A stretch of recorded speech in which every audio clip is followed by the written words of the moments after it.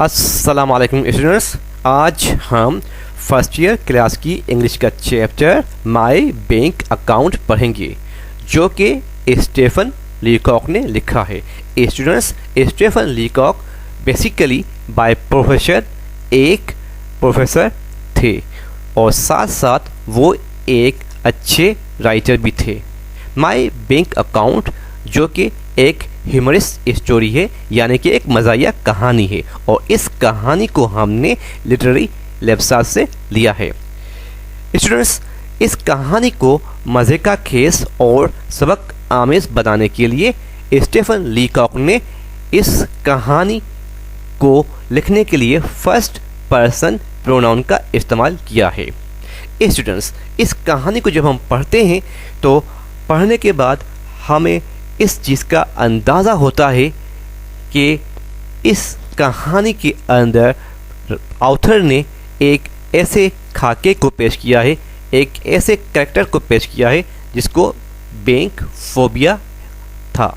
Phobia से मुराद ये है कि कोई एक ऐसा खौफ या हिरास जो कोई शख्स अपने ऊपर तारी कर लेता है, कोई एक ऐसा बिला वजह का खौफ जो कोई शख्स अपने ऊपर तारी कर ले और वो उस खौफ से कभी ना निकल पाए, उसको हम बोलते हैं फोबिया।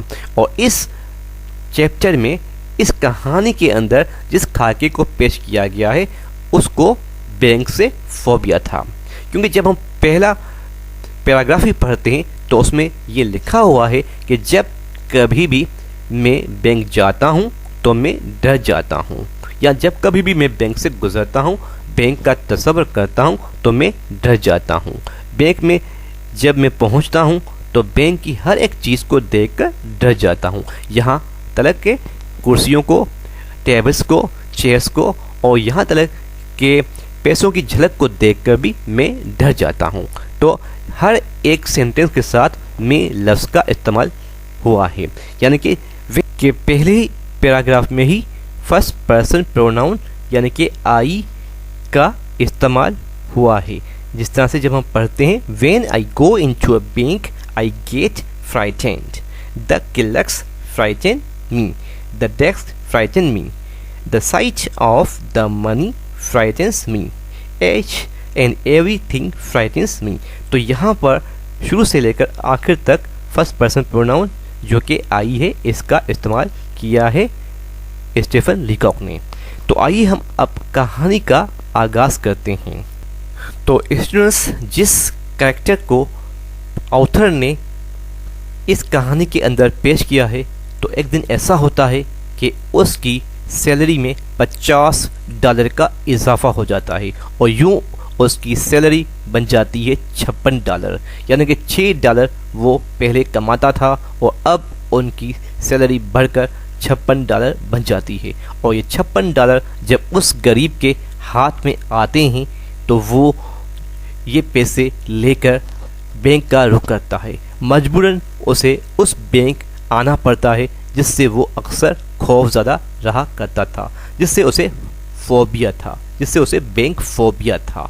वो पैसे लेकर जब उस बैंक में पहुंचता है, क्योंकि वो चाहता था कि इजाफी पैसे उस बैंक में रख ले ताकि उसके पैसे बैंक में महफूज रहें।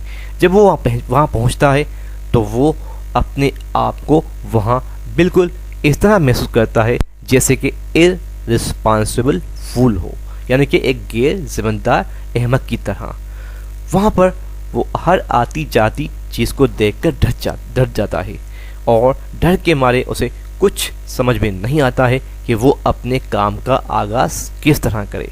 अचानक से ही उसके जहन में एक ख्याल आता है कि जब कभी भी किसी शख्स को कोई अकाउंट खोलना होता है तो उसे मैनेजर से मिलना पड़ता है। ये सोचकर वो आगे बढ़ता है और एक जगह उसे लिखा हुआ मिलता है अकाउंटेंट। अकाउंटेंट को देखकर भी वो मज़ीद डर जाता है, सहम जाता है, क्योंकि अकाउंटेंट एक लंबे दराज सर्द मिजाज शैतान की तरह था। एक accountant was a cool devil, accountant was a tall cool devil. इस सेंटेंस को स्टूडेंट अपने जहन में रखें, क्योंकि ये सेंटेंस, ये जुमला आपके MCQs में अक्सर आता है। Accountant was tall cool devil. उसको देखकर वो मज़ीद डर जाता है।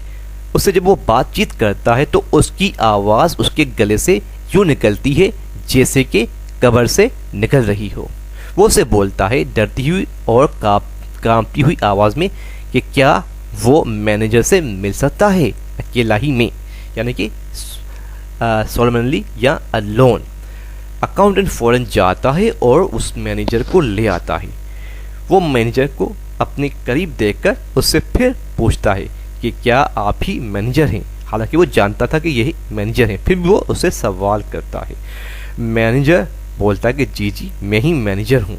तो उसे कहता है कि क्या मैं आपसे अकेला ही में मिल सकता हूँ। मैनेजर बोलता है कि वाई नॉट, क्यों नहीं।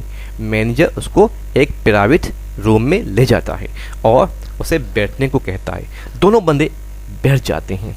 मैनेजर उसको अजीब निगाहों से देख रहा होता है और मैनेजर उसके इस होलियों को देखकर, इसके इस अजीब व गरीब होलियों को देखकर वो उनसे कहता है, आर यू द पिंकर्टन्स डिटेक्टिव? क्या आपका ताल्लुक पिंकर्टन्स के जासूसी इदारे से है? पिंकर्टन कनाडा का एक जासूसी इदारा है। क्योंकि उसके उस अजीब व गरीब होलिये ने मैनेजर को ये कहने पर मजबूर कर दिया। वो शख्स यानी कि वो जो कि यहाँ पर बैठा हुआ था आउटर, वो बोलता कि नहीं नहीं नहीं, मैं कोई जासूस वासूस नहीं हूँ।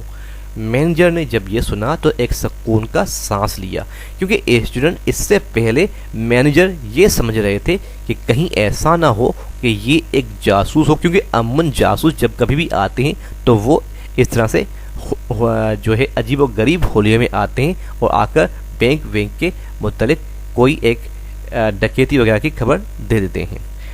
लेकिन जब उसने ये कहा तो मैनेजर ने सुकून का सांस लिया कि आई बला टल गई, कोई एक ऐसी बात नहीं है।